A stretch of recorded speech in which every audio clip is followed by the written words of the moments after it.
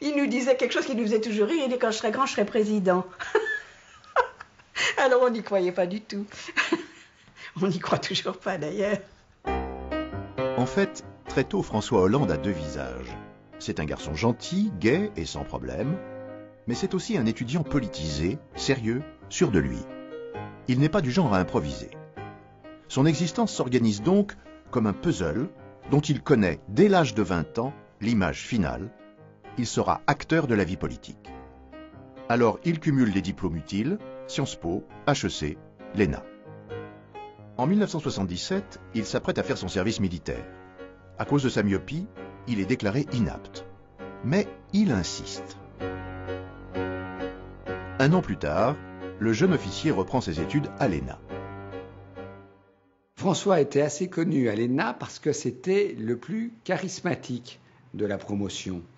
Et que ce soit avec les élèves de droite ou de gauche, il arrivait à rassembler très formidablement. Il avait fondé un syndicat qui s'appelait le CARENA. Ce syndicat était devenu majoritaire à l'ENA et j'en étais le président.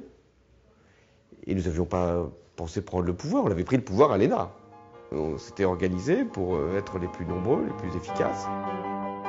La promotion Voltaire de l'ENA, c'est un véritable vivier de futurs dirigeants. François Hollande y côtoie Dominique de Villepin, Renaud Donnedieu de Vabre, Raymond Max Aubert. C'est aussi le banc d'essai de la méthode Hollande. On le voyait donc dans ce